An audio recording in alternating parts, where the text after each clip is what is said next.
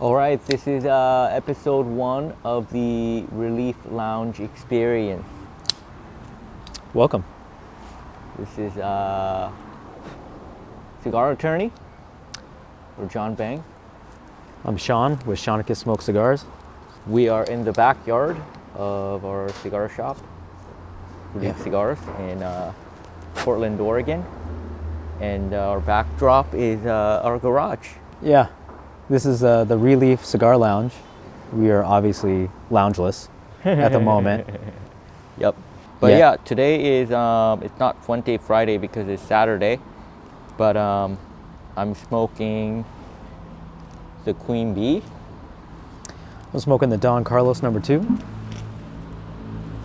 And the reason we are smoking Fuente is Sean just went to an awesome Fuente event in Connecticut, and yeah, I wanted to hear all about it, and I wanted him to share it with the world.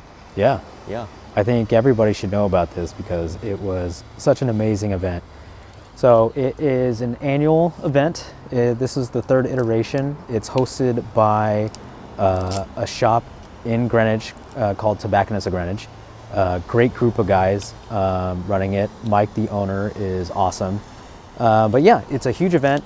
Carlito attends. It's for his charitable foundation, which is a charity that supports kind of the things that he does in the Dominican Republic, especially for the children. I think it might be exclusively for the children. On his chateau, you call that, he has built schools for the children in the Dominican Republic. And I don't know if it's exclusive to the people that are his employees, but it also goes towards medical and stuff like that. I'll get into it a little more, but he's paid for cancer treatment for the kids that are part of this foundation. And yeah, it's a big charity, and he does quite a bit of promotion regarding that, whether it's exclusive cigars or these events where you can gain access to special cigars and also bid on stuff and donate. So, but yeah, it was a one-day event, happened in Greenwich. It was at the Tamarack Country Club, and flew over there on a Tuesday. The event was on a Wednesday. Got to go there, hang out at the Tobacconist of Greenwich, which is a small shop, but great atmosphere. They're very, very nice people, very attentive, very much what we over here at Releaf do. Our shop, it is, even though it is a bigger shop, and we get quite a bit of people through here, and so we really strive for a community-based relationship with all of our customers that come through. And over at Tobacconist, they do something very similar. So it's a very attractive place to be at. But yeah, day of the event, went and smoked at the shop.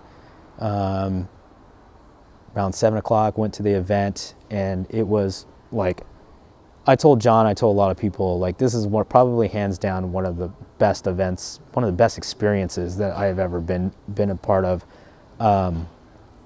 You roll up, and it's this big country club. It's 7:30 at night, so the lights, it's dim lighting, but they got all these lights that are shining up on the building and for the event too. So you kind of roll up, there's Lamborghinis in the front, and you just feel like you're stepping out into almost like a movie, like a James Bond type of event where he's going to wear tux.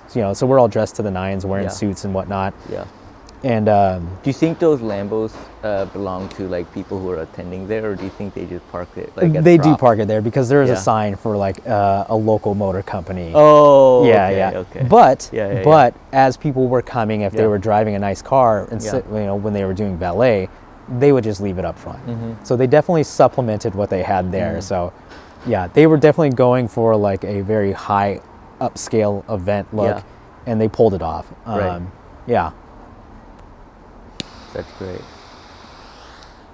So What about like Carlito? What did he? Like the family, like Carlito, Yeah. Bobby Newman. Like, what did they come? Like, did they all come in like a limo or something? Like, So I don't know, because you don't, like, the event starts at 7:30. You get in, they give you some bracelets, you go sit down. You get to mingle for almost like 30, 40 minutes before they even show up. I think like Bobby Newman, of JC Newman, was there beforehand. There was also a lot of other people, like Nick Melillo Foundation, who was there. I don't know his name, but the head of SD DuPont was there. The CEO of Bovetta was there. wow. And so we were all just like hanging out, like people were drinking, mingling, stuff like that, going to buy cigars. And then about 30, 40 minutes in, Mike does, the owner, tobacconist, does an announcement. And then he's like, no further ado, let's bring Carlito out. And Carlito is like, if you think about it, they've got to be the leader in New World cigars, right? The guy comes in through the side entrance, and it's like a wrestling match. Like, he comes out and like everybody's standing and they're all trying to like shake his hand and give him hugs. And he gives every single person a hug, and he talks to them on his way to his seat. And I'd say it took roughly about 20 minutes for him to go about 25 feet from the door to his actual seat at the table. And so it's just like, and he looks so ecstatic to be there. He's done like a bazillion of these things, but the guy, when he's there, he's like from the get-go, he's fully committed to it. So, but yeah, so I think he came out along with his sister Cynthia, and then I believe his name is Cyril, who's like his president, who I think he started out working in the factories, and then he's kind of worked his way up. And so, Wow. big, tall guy. Yeah, very, yeah. Are Carlitos or his kids involved in the business? Do you know? I know he has some daughters. I think one's named Sophia or something, but his son, Carlos III, That's right. is, and he was at the event. Okay. He was at the event. Yeah. And I think he came out with Carlito as well. Yeah, so. Because I think there's some confusion around who's Carlito, right? We had this conversation. That's right. It was a while ago, and I think I was like, no, Carlito the third, and it was like, well, they're all Carlitos. Anyways, I'm just glad that you won. didn't call him the wrong name. I think you could just yell Carlos in that room, and like 30 people will probably look at you anyway. So it's not like, But everybody calls him Carlito, right? Everybody calls, like Carlito Fuente. And when he signs autographs, he autographs Carlito. He autographs Carlito. Yeah, and I did get a signature from his son Carlos, and he signs it Carlos. Although their C's at the very beginning are almost identical, and including Cynthia's as well. So, yeah. But yeah, so I mean, the night was crazy. Like, you're sitting there. They bring you out food. It's table service. I don't drink, but on the table they had like $1,000 worth of wine. And the event cost $1,500 for the ticket, so it is spendy. And I know somebody that was who'd been to one before, and he kind of convinced everybody to go. It was like a group of us from an online group called Cigars Unbanded. And, he was like, hey, it's $1,500. The box of cigars you get before you even, like it just as part of the deal outweighs, you'll get your money back plus more in what the value of those cigars are. And he wasn't wrong. It was a very limited edition set. It was like the new 25th anniversary. It was 6 Churchills, 2 Toros, and 2 Lanceros. And the 2 Toros and Lanceros are not in production. They were specifically for this event. Yeah. Beautiful box. And if you wanted to buy it. Yeah. If you wanted to buy it, the value of it was $2,400. So Tobacconist was selling it along with a bottle of liquor. That was an Opus edition bottle of bourbon. The bourbon is valued at $600, and so if you just do the math, they were selling it for $3,000. Yeah. So you do the math, it was $2,400 is what they were valuing the box in. probably what it took to make in the factory was probably like $20. But at least like if Joe Schmo didn't want to go to the event, they wanted to buy those cigars, it's $2,400. Yeah. So Yeah. you feel like you're getting the deal there. The dinner was top notch. Like I said, there was like my buddy Leo was at the table, who you've met. He's been to the shop, big supporter here of Relief. He's a big wine guy, and so he scanned the bottles. And the first one he scanned, it was a $400 bottle of wine. Yeah. And so I mean, it sounds like for the consumer, at first, there's sticker shock, right? Oh, I yeah. remember when you first told me about it, $1,500 for the ticket. Mm-hmm. And usually, like, when I hear about ticketed events, it's like you buy a ticket for $300, you get like 10 cigars, you go to the event, and then you have to buy more cigars. yeah, So it's like, I'm always trying to figure out where's the value for the consumer, right? Right. Like, what are you getting for the ticket? yeah, But what Fuente can do is, because their stuff like Opus is so rare, so hard to find, like the going rate on the market is astronomical. oh yeah. So, I think the like, cheapest Opus is like $25. right. But like this box, like you can't get it. Right. And so the only way to get it is by going to the event or buying it for $3,000. Yeah, And or then a secondary market, right. somebody who sees the value and resells it. Yeah. I mean, they've locked in something special. I mean, it's like Opus on its very own is I think driven by scarcity, right? And then you throw in the fact that it's like an exclusive event Opus Yeah. that is on a blend that just was released, Yeah. which is standard Opus 25th, like the Perfecto, those humidors came out, I think the MSRP was like $1,800 for a box of them. Yeah. And so, yeah, it's just scarcity on scarcity on scarcity. Right. Yeah. Now, I've never liked that model of creating value through scarcity. But I think I'm coming around to it. Particularly because, well, I don't know, obviously the behind the scenes of it, but I can also understand where the scarcity comes from, because this is not like an iPhone, right? You can't make a gazillion of these, Right. because it's an agricultural product. Right. And if you're using a leaf that is of the highest quality, and you can only get so much every year, then yeah, of course you're only gonna have a limited number of those cigars that you can make. Right. If you wanna keep the quality at a certain standard. And Sure. so I get it. Sure. Now how much of, the production they control, right, every year to keep that scarcity element, like, Yeah. I don't know. Right. But I can also see, like, they can't make 1 million, forbiddens Right. a year. Yeah. You can't. So, Here's one thing that I'll add to that is that, they're not necessarily making as many cigars as they can and pumping them out.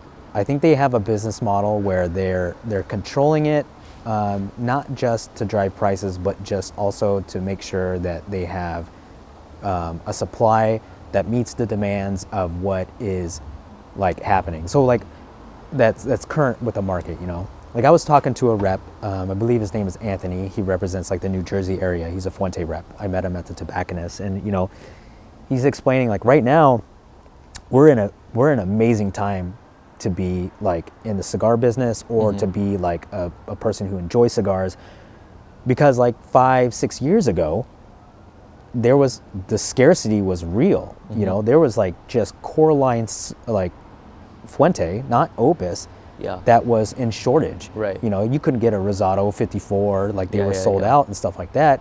And so they would be like 8 months behind on providing just core line cigars. Now you can call up and we could order pretty much anything Right. from the core line.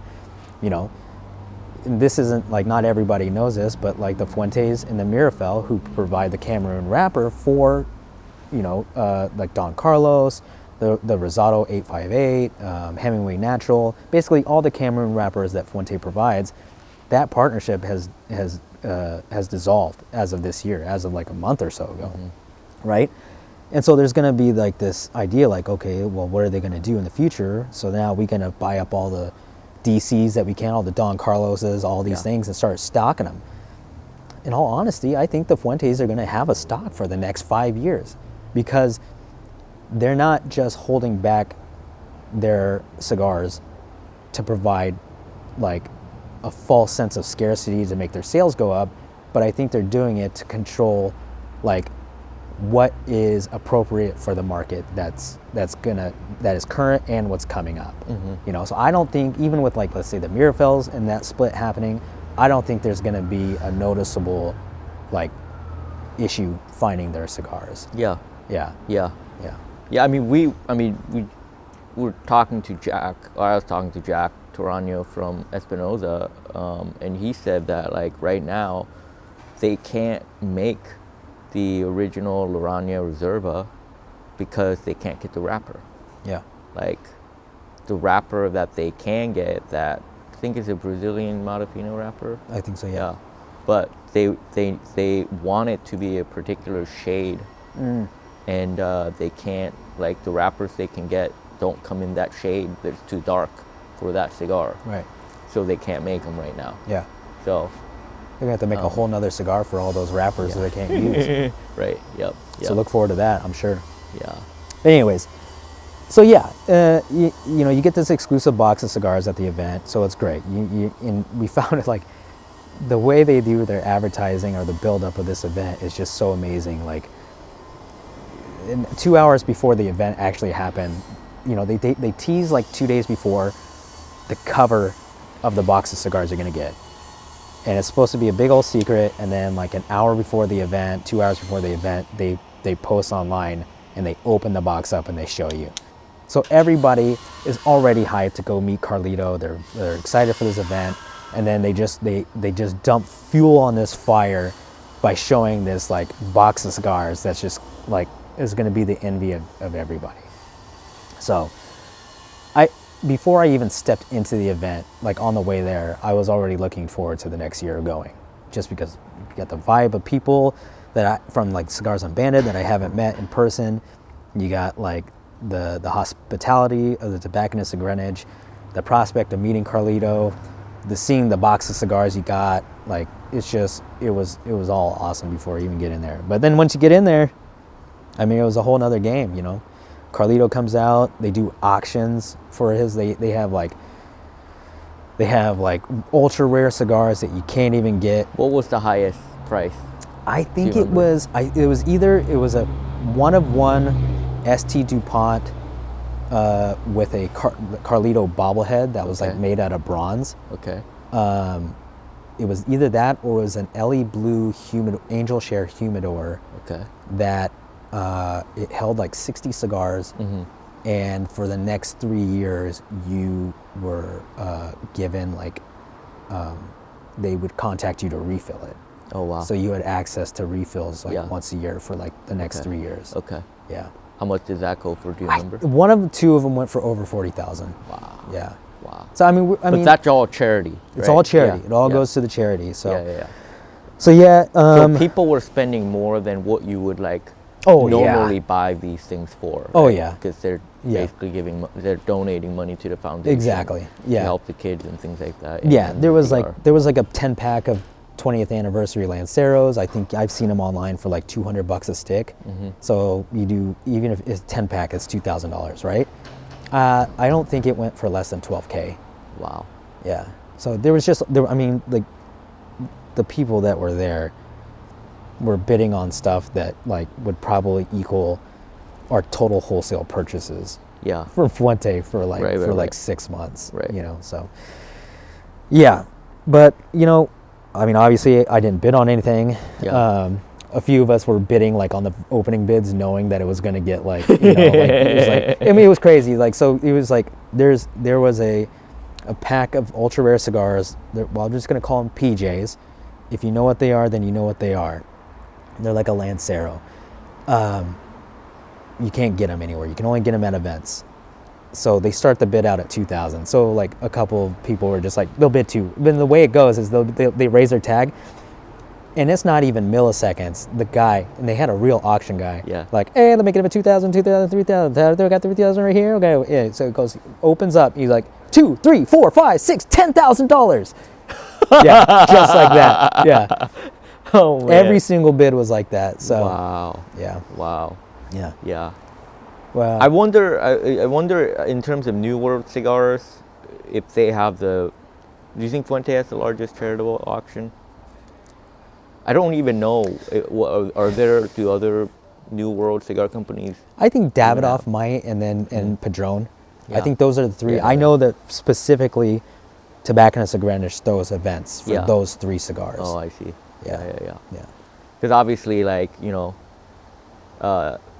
Havana, Cuba, Yeah, sure. Cuba, they do their charitable auction thing every year. And Yeah, that's like, they're probably a 503c in their own in their own eyes, and just calling themselves a charity. Yeah. Yeah. I mean, that's like another level, right? Mm-hmm. I mean, that's like $1 million humidor or something. Mm-hmm. Something crazy, but yeah. Yep.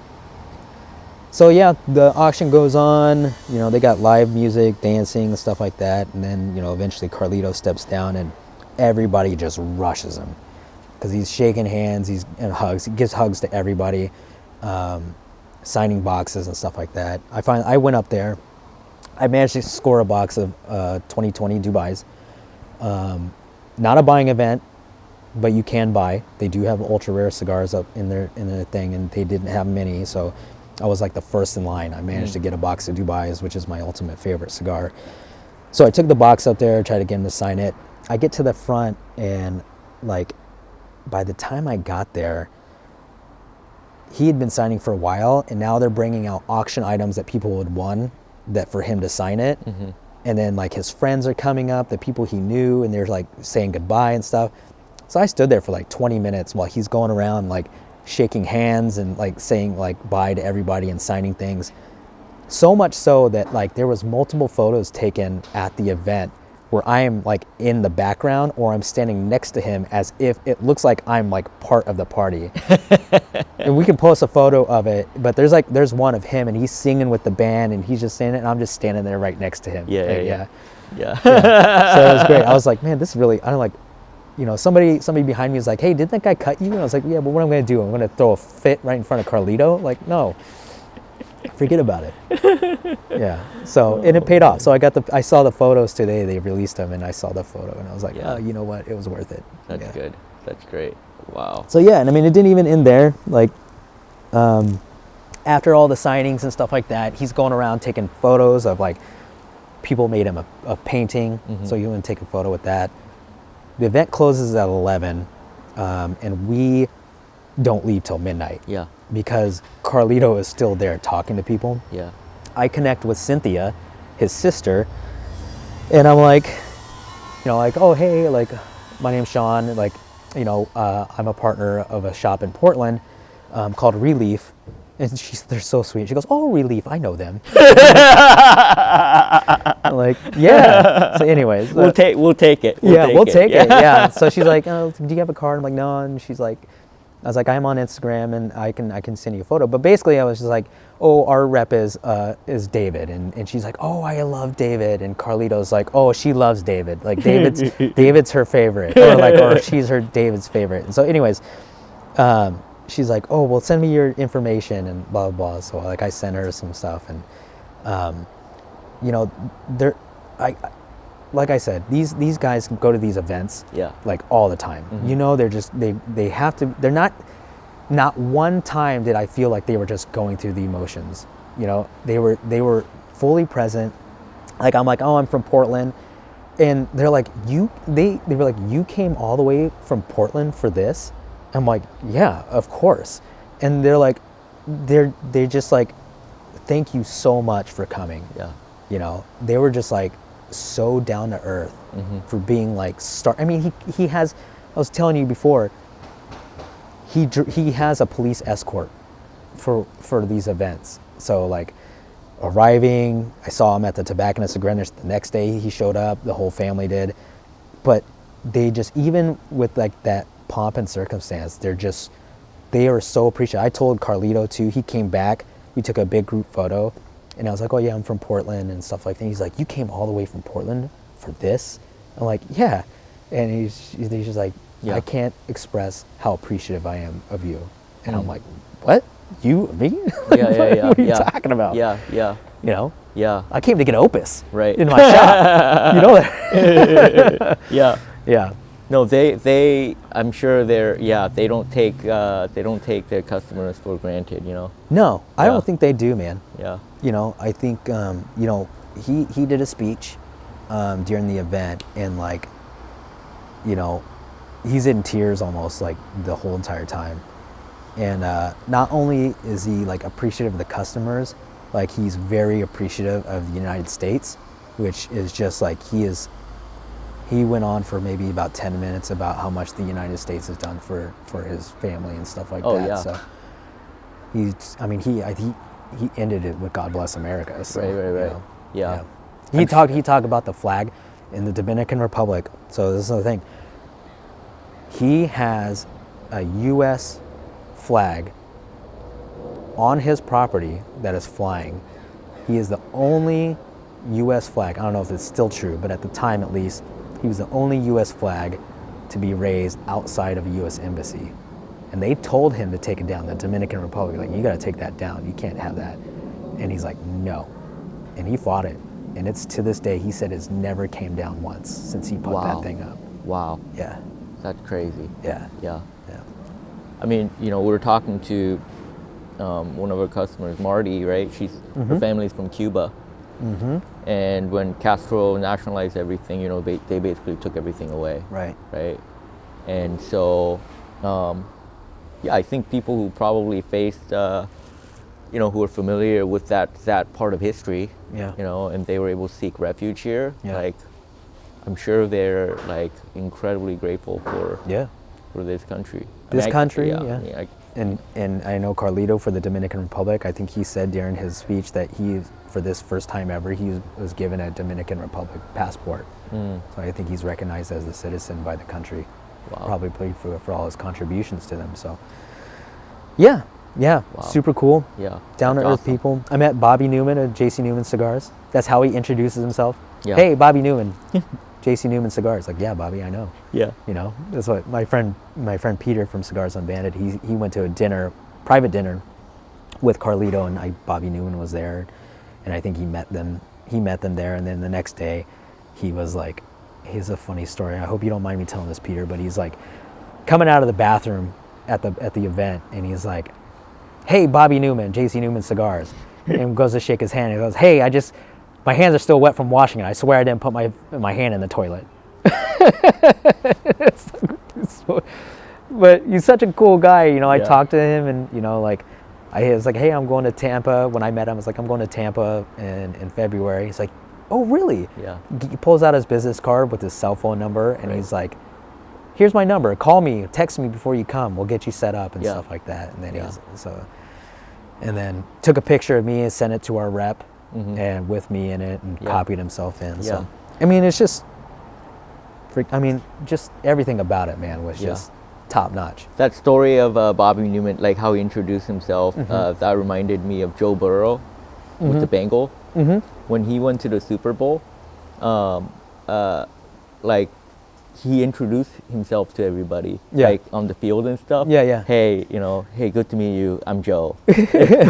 Yeah, bro. Everybody knows who you are, you know. But I guess, like, you know, from their perspective, it's like they want to be humble, right? They don't want to just assume everybody knows who you are, right? Mm-hmm. And so I think from like our perspective, it's funny, but like for them, it's like, hey, no, this is how I want to Yeah. meet people. So, Yeah, absolutely. Yeah. Yeah, that's funny. Yeah. Yeah. So yeah. So what Cynthia did, what she promised, or she made a promise? She or didn't. I can't go on camera and say she made a promise. Yeah. She said, "We're gonna help you out." Okay. That's all she said. Okay. With Opus. I'm hoping so. Yeah. But unfortunately, there's no timeline, right? There is no timeline, you Yeah. know. There are parameters. We'll and get stuff like Opus eventually. We're just really impatient. Like we want to We get are. it now. Yeah. You know, let's get it for this Christmas. But Right. that's not gonna happen. I don't know. But I will say I bought this. I bought the ticket. I don't know. Was I a partner here at the time that I bought the ticket? It might have been around the same time. Yeah. I think so. But still, my intent wasn't to go to get Opus. But once the business went into full swing, Yeah. it was definitely like, hey, I'm going to certainly try.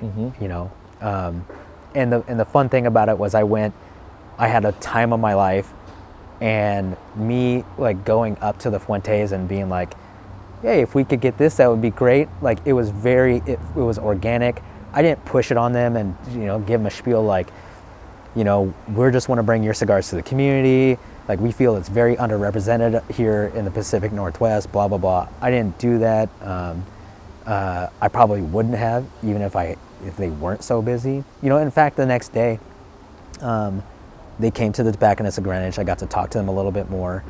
And I showed our video of the grand opening to Carlito. And he was like, oh, you have such an amazing cigar community. Like, it looks like you have a really great relationship with your customers. He saw the video of Marty that you were talking about.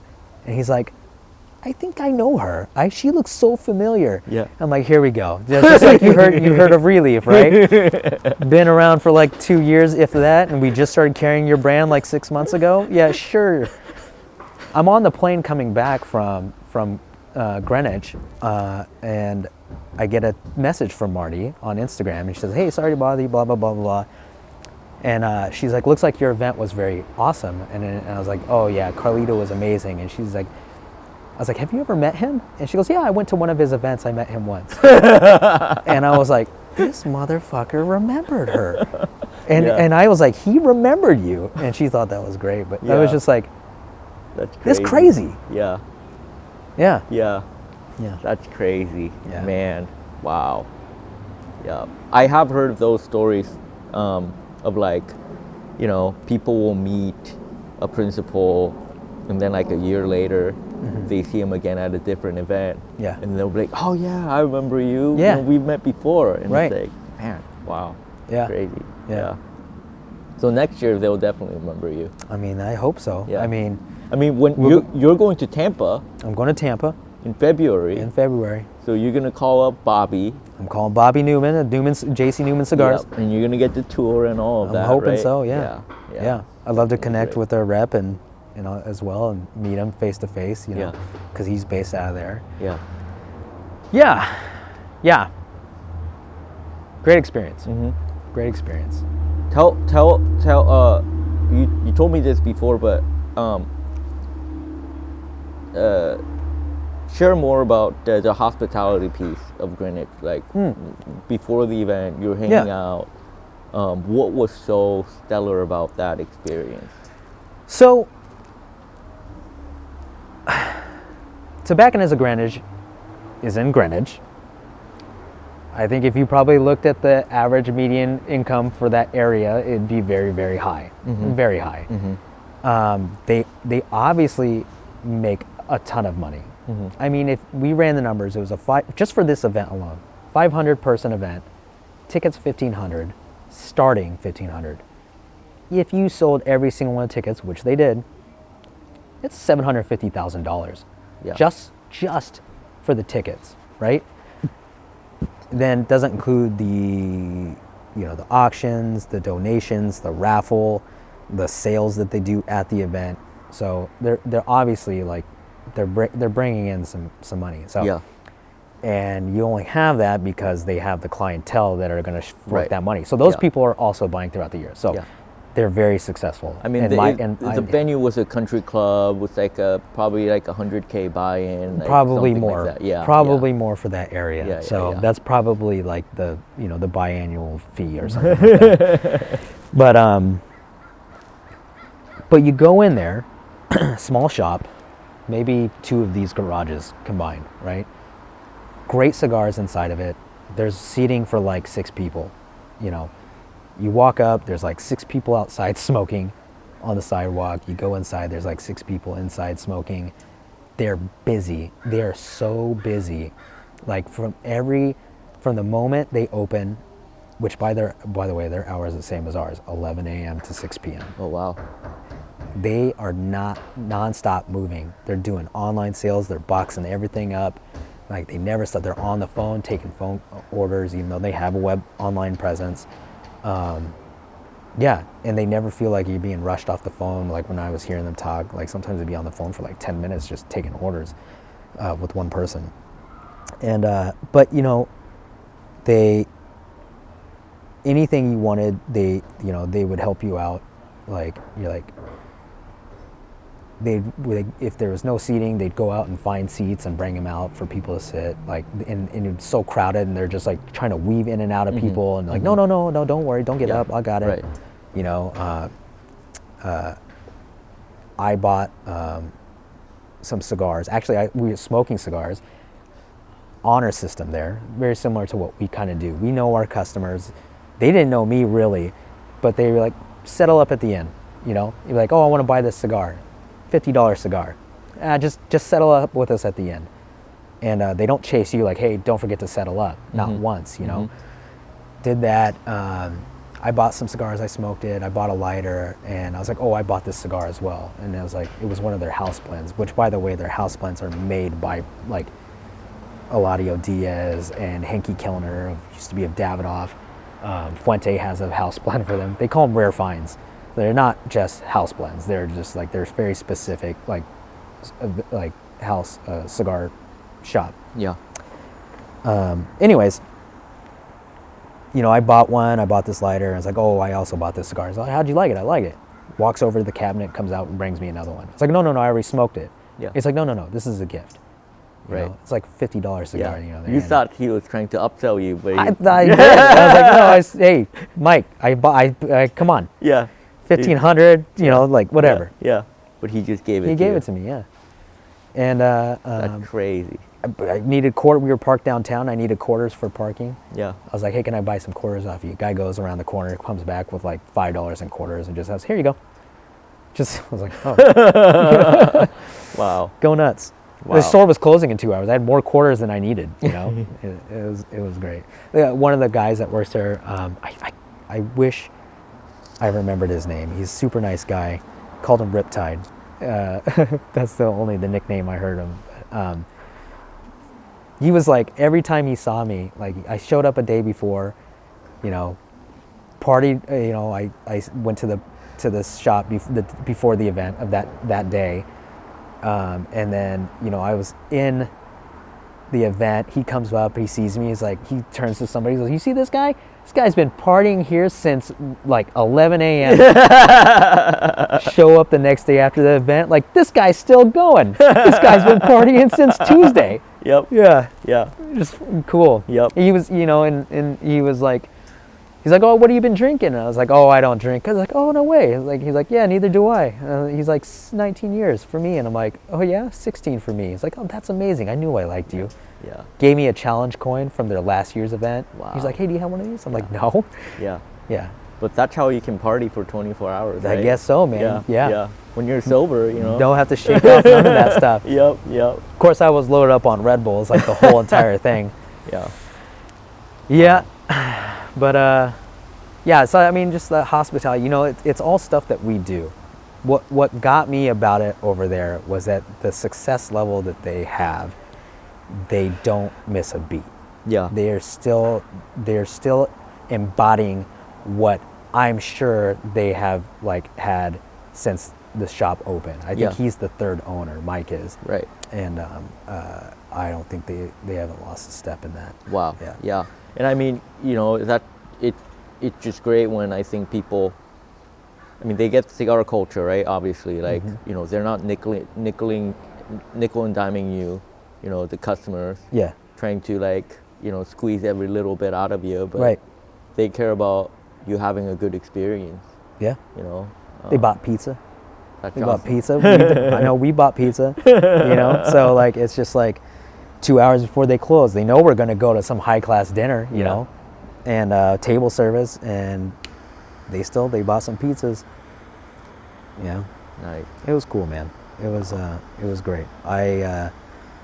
I would say that like that's something that I think that we should strive for, but that's something that we're already doing. Mm-hmm. We're already doing it. You know, we just gotta, you know. Well, the important thing is, like you said, like you want to be able to maintain that even as you grow. Yeah. I mean, they could just be like, hey, we've made it, you know, we're here, you know, we make a lot of money, we have upper class clientele, Yeah. whatever, and then you just kind of cruise and coast. Yeah. But I firmly believe, like my father, you know, who's my partner for my, you know, construction business, you know, he's always maintained that like quality people will attract quality people, and the Tobacconists of Greenwich event for the Exodus, Opus Xodus was the name of the event. That is the biggest event for Fuente, and it is no surprise that they are the ones that are having that. And it's because Tobacconists of Greenwich are the quality people. yeah, And the Fuentes, like I Right. said, meeting them as big as they are so down to earth. They don't have to be. right. They could be like, "Fuck you, smoke our cigars." Yeah. It's like Xfinity, you know. What are you gonna do? Yeah. You're gonna go to Zipley. You're gonna go get some. Which you did go to I did go to Zipley. Zipley, but that's a different story. Yep. Yeah. But yeah, it's just like they could easily do that, Yep. but they don't. They don't, man. And it's no wonder that like the Fuentes would align themselves with Tobacconists of Greenwich to give them like one of the biggest events. Yeah, Yeah, that's amazing. yeah, Yeah, man. We got, you know, hopefully one of these days there will be something like that on the West Coast, you know. It's like, I mean, West Coast is kind of hard, right? We got Washington, Oregon, California, none of which are like too cigar friendly. Right? No, especially with all that California Oh, things God. that's going on with them, with the Yeah, flavored that's- tobacco, all that nonsense. Yeah, trying to ban online. Yep. Basically, like nobody in California will be able to afford to buy anything. Yeah. Yeah. Yeah. But Which is like, I know we talked about this before, but that's the case like everywhere else, pretty much most countries outside of the U.S., right? I mean, like we have a couple customers visiting Australia, and they were asking about, you know, the laws, and you're asking your Yeah. buddies in Australia, and it's like, what was it, like $25 for a cigar, like for a Toro size cigar? Is Yeah. like the tax or something. yeah, that it you was have to something pay? ridiculous. Like anything that's over 25 grand, they tax by weight, and it's something like $700 a pound, is what it like translates to. So if a Toro size cigar would cost you like an additional $25. Yeah. So it doesn't Right. matter if you bring in like a Swisher Sweet, you know, like if it's $1 cigar, you're gonna get taxed $25. So Yeah. it's a $26 Right. for Right. a $1 cigar. But if you don't declare it, Then you got penalized. and then you get caught, Yeah. you have to pay the tax and a penalty. That's right. So I assume probably most people do. I More than assume. likely, I mean, yeah. I don't know. You know. Yeah. They probably X-ray your bag, right? Yeah, I assume so. Yeah. So- yeah. I mean, they definitely. I think they. I shouldn't say definitely, but I assume that they X-ray your packages. Yeah. So you can't do online purchases and ship them in, try to get away with it because they're Right. going to X-ray your packages. Yeah. I know Dubai does that. Yeah. Yeah. Yeah. Dubai's taxes are also very stringent, very high. I mean, Right. California's taxes is high too, man. Right, I mean, it's right. like it's ridiculous. So Yeah. And you know, obviously, we've been talking about this. We've been talking about this Opus event. It was ticket was expensive and you know very exclusive, very high end. But the reality is, like cigars in the States is very affordable. right. Yeah. You can find a great cigar for $10. yeah. If you buy online, you can find a good cigar for $5. Yeah. You know, when they do sales and stuff, right? Right. Which is a kind of a thorn in the side for brick and mortars like us, you know, because we're constantly competing with online. But I also know that there's a place for online in this industry. Yes. Because I think about like when I was in college, you know, and I was poor, you Right. know, I was buying a Tampa Sweet for like, you know, 50 cigars for $20 or something. Right. Yeah. But if I didn't have that experience, I probably wouldn't have gotten into, premium cigars. Right. So, it's a good way to start. Right? Yeah. So. Yeah, absolutely. And not everybody likes the social dynamic of cigars. It's a community-based like hobby. Mm-hmm. Call it a hobby. But there are some people who aren't. I mean, I myself am a very introverted person, and I don't like, hanging out with people. Most times it ends up being talking about politics or something like that. It's not like the gun community. Gun community, people are like, if you like SIG, you can go jump off a bridge. You like Glock, I hope you like your guns failing on you. You can't protect. It's very toxic.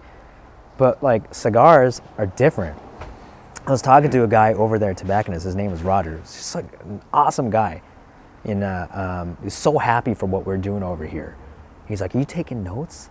You taking notes for what you could be doing? Just like doesn't even know me from Adam, and it's already like, you can do this. I believe in you. He's such an awesome guy. But it's just like we were talking about.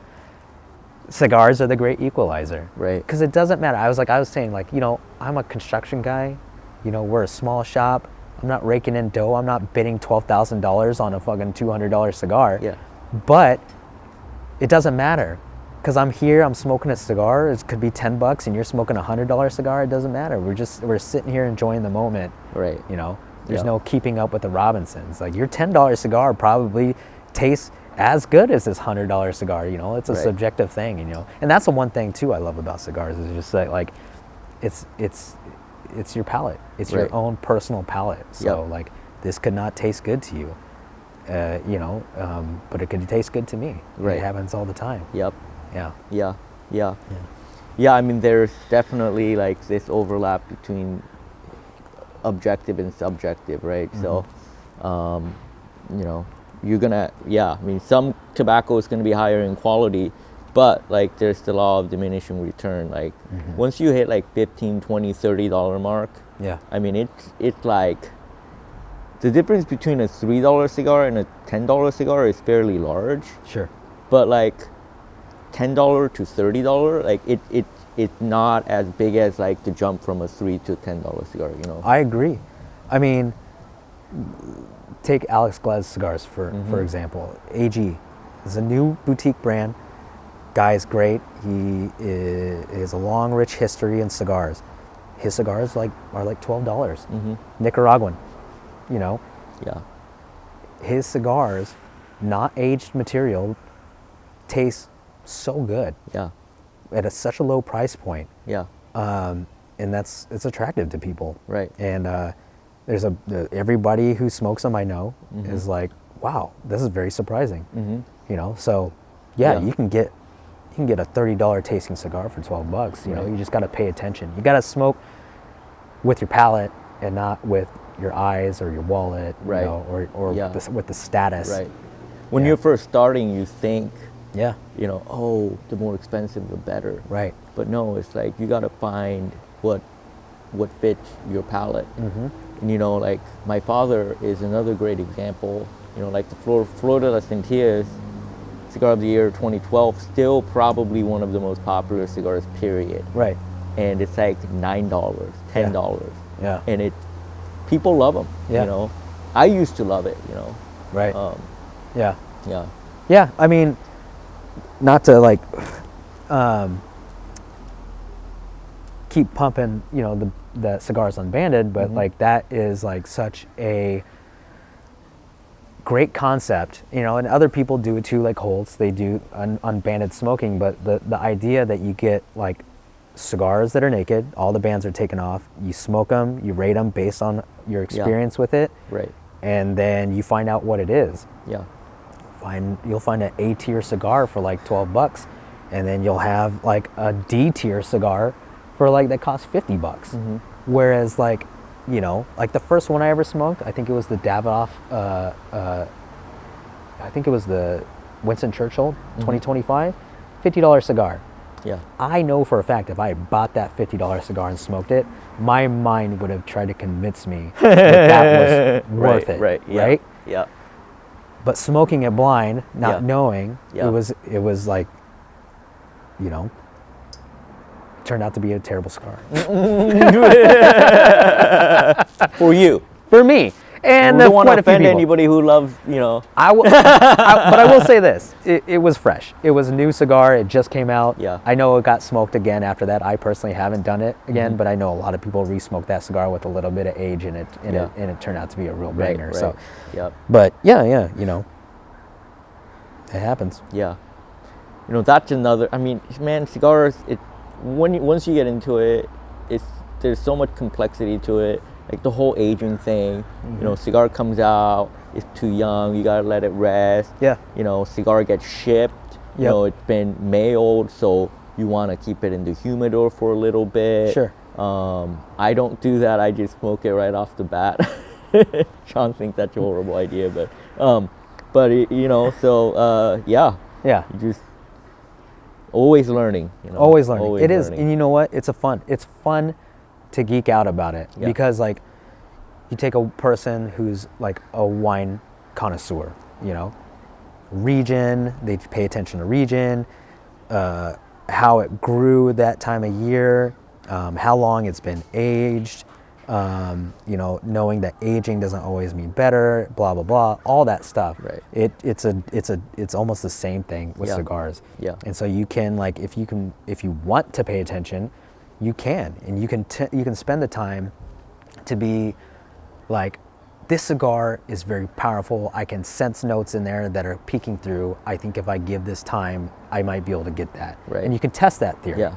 Or you could just be like, I didn't like that cigar. Yeah. I'm probably not going to smoke it again. And you'd also be perfectly fine. Yeah. Because there's a million cigars out there. Yeah. And you can go and find one and never hit that one again, and you'll be just fine. Right. Yeah. And then there's the pairing piece too. We were just Yeah. talking about that earlier. Yeah. What you pair it with, right? Yeah. What you're drinking. Yeah. Yeah. My favorite vintage is a Red Bull Spring Edition 2025. Yeah. Ginger. Right. Yeah. Ginger. Yeah. Yeah. Right now I'm pairing with a nice Coca-Cola Orange Cream Zero. I usually like to if I pair it with anything, it'll be like a bourbon or something, but Yeah, it's pretty popular. Yeah. Or Liquid Death. Liquid Death is good. Yeah. Yep. I've since Except discovered those. they started adding stevia, and I know you like stevia, but I can't do that. Yeah. So. I like we talk about like everybody's different. John's Korean, I'm half Korean. I like to affectionately call us the Taeguk, which is like the Korean yin yang, and so it may be a little. You call who Tiger? Taeguk, the Taeguk. Taeguk. Sorry. Yeah. Taeguk, which is like the yin and yang. So I think although in the Taeguk it kind of like one's like evil, right? It's like evil things. That's not what I'm alluding to, but I'm just saying that we both enjoy the same thing, but we are oftentimes on the opposite spectrum of things. Right. Yeah. Like you love Ecuadorian Habano. Love them. I typically am not a fan of the Ecuadorian Habano. Yeah. But like we both love the Aladino 85th. Love it. That's a phenomenal cigar. Yeah. Yeah. You don't like stevia. I like stevia. Yep, that's right. You don't like the rest of your cigars. I do. Yeah. Yeah. Yep. I drink. You don't. That's correct. Yeah. There you go. Yeah. Yep. Yeah. So, oh man. Well, man, thank you for sharing your experience. No, I feel thank you. feel like we've been able to experience it vicariously through you. Yeah. The whole concept of this is just to try to replicate like the Releaf Lounge experience. Mm-hmm. So like this is like these are stories that Sean's already shared with some of our customers, and we just want to be able to share it with more people. Yeah. So. And what other concepts do we have for this? Like we maybe talked about bringing some of our customers on to have conversations and. That's right. Yeah. Because one thing you learn through cigars is, I mean, I've met so many interesting people, and part of it is like the very nature of cigars is you have to sit and you're smoking this thing for an hour, 2 hours, 3 hours, and so you get to really talk to people and learn about them, and so we have some very interesting catch. So Yeah. Yeah. I mean, take me for example. I mean, we met in January. Yeah. And I am in construction. Yeah. And I just came in and just had a love of cigars. I was very passionate about it. And John is like, I would say for the area that we live in, like you're a younger, like, cigar aficionado who owns and runs a store. And of all the people that I've met, because John, you don't frequent other stores because you own a store. I have been around to a lot of stores, and like John is very passionate about cigars, whereas a lot of people in the industry are just going through the motions. And that is like, so like being able to talk to somebody like yourself who is keeping up with what's coming out and what's interesting and stuff like that, and representing the customers to what they think would be interesting, rather than going to another store and they're just like, well, I'm just going to re-up my father, you know, until the wheels come off. You know, it's refreshing. So Yeah. very interesting dynamics. Again, we're not trashing on my father. The No. blue was phenomenal. It was. Yeah, it very is. popular. Yeah. But I liked it. I only say my father only because they're probably like, That's right. they're just killing it. You Yes, know, like right. we sell so many my fathers Yes, here. yeah. You know, and I think what you were getting at is my father is one of those brands where they have such loyal customers. Mm-hmm. Like they will get hooked on my father's, and that's like all they smoke. yeah. Oh yeah. Yeah. I mean, which is fine, but Right. yeah. Yeah. It's very interesting that way. Yeah. Yeah. So, you know, Yeah. it's yeah, we definitely have some very interesting people, and it's just like, you know, I was just a construction guy that came in, and I started working around and helping out around, and now here we are. So, Yep. and we Here got we are. a big depth of people like that in our community. So Yeah. I'd like to showcase that, and you can hopefully relate to the people. Yeah. Yeah. Wait until they meet DJ. DJ is awesome. Yep. He was the guy who got me into this place, to Yeah. this store specifically. Yeah. Yeah. Yep. Yeah. Yeah. All right. Well, thank you everybody for your support. We'll see you next time. See you on the next one, guys. Yeah. Thanks so much. All right. Peace.